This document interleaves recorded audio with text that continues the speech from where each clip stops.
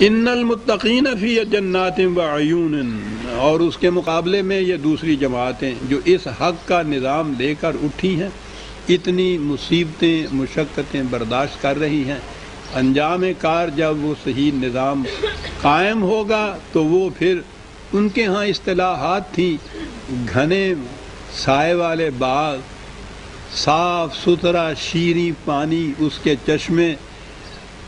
عرب کی سرزمین میں آپ آج بھی جائیے تو پتہ چلتا ہے کہ واقعی یہ چیزیں ان کو کہنے کی تھی، ان چیزوں سے وہ سمجھ سکتے تھے کہ کیا بات ملے گی۔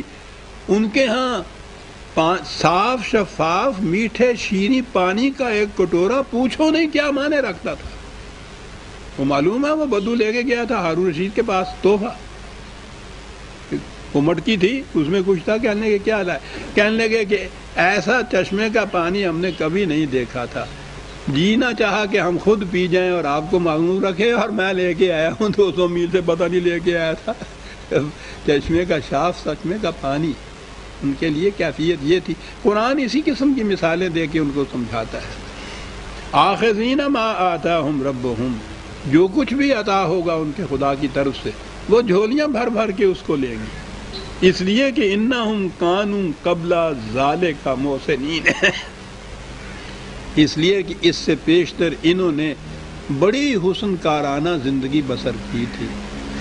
میں نے عرض کیا ہے پہلے بھی کہ یہ محسن کا لفظ یہ نہیں کہ احسان کرنے والے، ہمارے مفہوم میں تو وہ جو احسان والی بات ہے وہ تو پوچھو ہی نہیں، ساری عمر دوسرے کے سر پہ چڑھا رہتا ہے، ایک دفعہ اس پہ احسان کر کے۔ اس کے معنی ہوتا ہے کسی کی کمی کو دور کر کے اس کا توازن برقرار رکھ دینا۔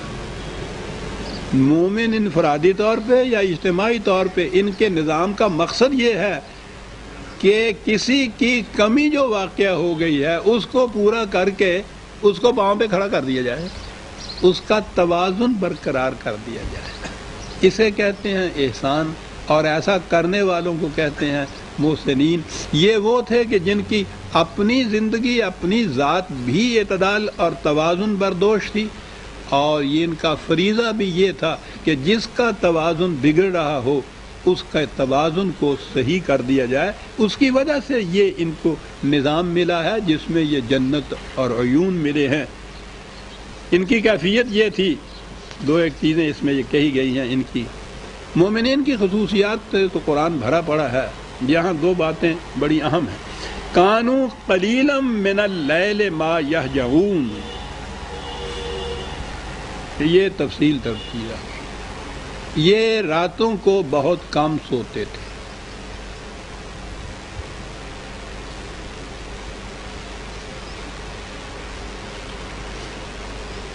شب بیدار متقی پرہیزگار تو اب بھی ہمارے ذہن میں ہے نا۔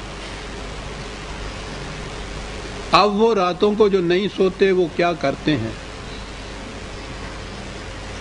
ایک لفظ ہمارے ہاں عبادت کرتے ہیں۔ عبادت کی تفصیل، نماز تو پڑھ چکے ہیں عشاء کی، باقی ساری رات نفل پڑھتے رہتے ہیں یا تسبیح پھیرتے رہتے ہیں،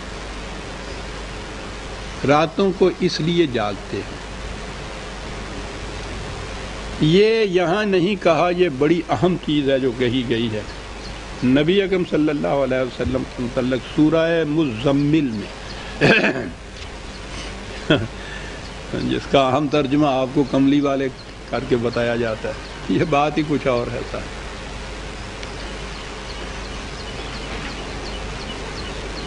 اس کے معنی ہوتے ہیں ایک بڑے لمبے چوڑے سفر کے لیے نہایت ہم آہنگ افراد کی جماعت تیار کرنے والا، یہ معنی ہے مزمل کے۔ کتنا عظیم پروگرام ہے حضور کے ذمے۔ پہلی چیز جماعت کی تشکیل ہے،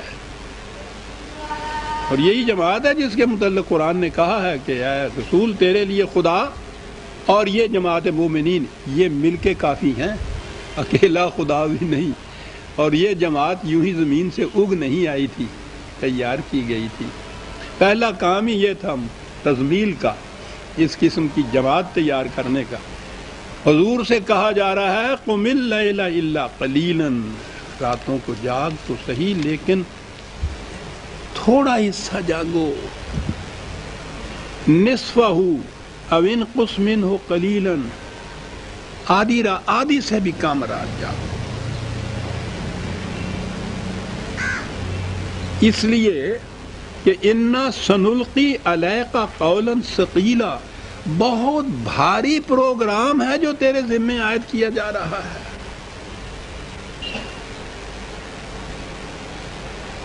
بہت بڑا پروگرام ہے۔ انا لک فی النہار سبحا طویلا، دن میں تیرے لیے سرگردانی اور کشمکش کا بہت بڑا پروگرام لمبا چوڑا ہے، سارا دن اس میں لگ جاتا ہے۔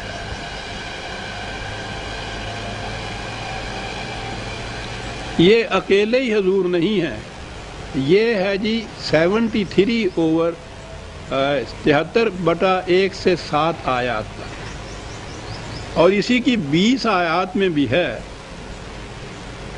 وَطَائِفَةٌ مِّنَ الَّذِينَ مَعَكَ، اکیلے ہی نہیں، ساتھ تمہاری جماعت کے لوگ بھی ہیں، وہ بھی اسی طرح سے جاگتے ہیں۔